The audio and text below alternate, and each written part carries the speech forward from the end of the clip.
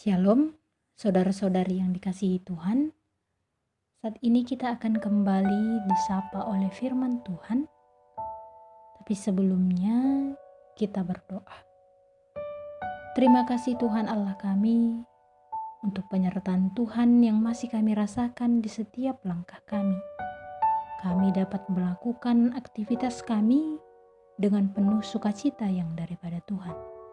Saat ini juga kami akan disapa kembali oleh firman Tuhan, Roh Kudus-Mu yang tetap tinggal di hati kami, agar kami dapat memahami firman Tuhan yang akan kami dengar saat ini. Terima kasih Tuhan Yesus. Amin. Mari kita buka Alkitab kita di 1 Petrus pasal yang keempat, ayat ke-19. Saya akan bacakan untuk kita. Karena itu baiklah juga mereka yang harus menderita karena kehendak Allah, menyerahkan jiwanya dengan selalu berbuat baik kepada Pencipta yang setia. Demikian firman Tuhan. Saudara-saudari yang dikasihi Tuhan, surat 1 Petrus adalah surat yang ditulis oleh Petrus sendiri, Rasul Kristus kepada orang-orang Kristen di Asia Kecil, untuk menguatkan iman mereka. Pada waktu surat ini ditulis oleh orang Kristen sedang mengalami penderitaan karena berbagai hal. Ada yang mengatakan kalau penderitaan mereka diakibatkan oleh penganiayaan karena mereka percaya kepada Kristus. Akan tetapi, kebanyakan meyakini bahwa penderitaan yang mereka alami bukanlah terutama terkait iman percaya mereka, melainkan lebih kepada hal-hal yang mereka lakukan sebagai orang percaya. Menjadi pengikut Kristus pada waktu itu tidaklah mudah. Mereka mungkin saja dikucilkan oleh keluarga mereka karena memilih kepercayaan yang tidak lazim pada waktu itu. Juga mungkin saja mereka dari kepercayaan anggota keluarganya yang lain.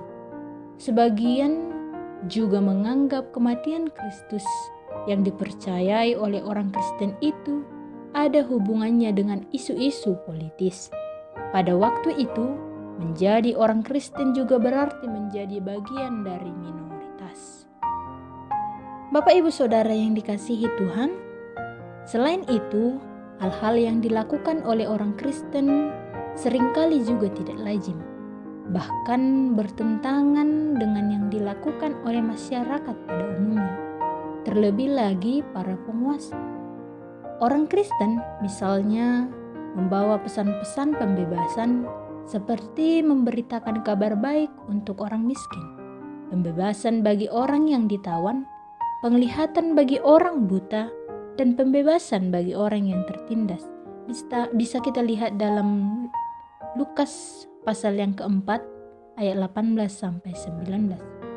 Hal itu yang dapat diartikan sebagai upaya untuk memberontak kepada penguasa. Sebab pada umumnya, orang yang mempunyai kuasa akan cenderung berpihak pada orang-orang berkuasa lainnya. Alasannya adalah mereka dapat menguntungkan dirinya. Oleh karena itu, penguasa tidak berpihak kepada yang lemah. Malahan mereka seringkali menganggap yang lemah sebagai beban. Hal itu tentu dilakukan demi mempertahankan kekuasaan dan kenyamanan mereka sendiri. Saudara-saudari yang dikasihi Tuhan, surat 1 Petrus ini mengingatkan mereka bahwa penderitaan tersebut adalah hal yang biasa dan bukan yang tak terduga. Penderitaan yang mereka alami, yakni penderitaan yang disebabkan karena kasih dan ketaatan mereka kepada Kristus. Sama seperti Kristus menderita karena kabar baik yang ia beritakan semasa hidupnya. Begitu pula orang Kristen akan menderita. Akan tetapi, penderitaan yang demikian menurut Petrus bukanlah kerugian, melainkan kebanggaan yang mendatangkan sukacita dan kemuliaan. Pada ayat ke-13 ditulis, sebaliknya, bersukacitalah sesuai dengan bagian yang kamu dapat dalam penderitaan Kristus, supaya kamu juga boleh bergembira dan bersukacita pada waktu Ia menyatakan kemuliaannya.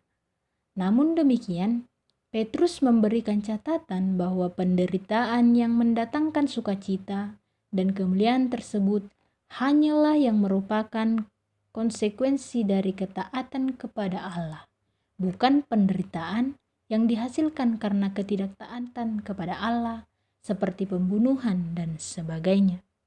Saudara-saudari yang dikasihi Tuhan, oleh karena itu, melalui tulisannya ini, Petrus hendak menyemangati para pembacanya untuk tetap setia dan taat kepada Allah. Penderitaan yang muncul karena kesetiaan tersebut mungkin tidak terhindarkan, sebab hal itu ada di luar kontrol orang-orang percaya. Mereka dapat melakukan kehendak Allah, namun mereka tidak dapat memaksa orang lain untuk melakukan yang sama. Namun demikian, kesetiaan untuk tetap berbuat baik sudah sepatutnya menjadi kebanggaan yang menolong mereka untuk tetap melakukan kehendak Allah sekalipun itu sulit. Bapak Ibu Saudara yang dikasihi Tuhan, melalui nats bacaan kita hari ini, sebagaimana orang-orang percaya disemangati untuk tetap berbuat baik di segala keadaan, termasuk ketika perbuatan baik tersebut justru menyulitkan mereka. Kita juga dikuatkan untuk tetap berbuat baik dimanapun kita berada. Kebanggaan untuk berbuat baik itu mungkin tidak datang dari luar berupa pujian dari orang lain, tetapi kebanggaan tersebut datang dari Allah sendiri dengan mengetahui bahwa kita turut berpartisipasi di dalam penderitaan Kristus, terutama di dalam karya kasih-Nya di dunia ini. Amin.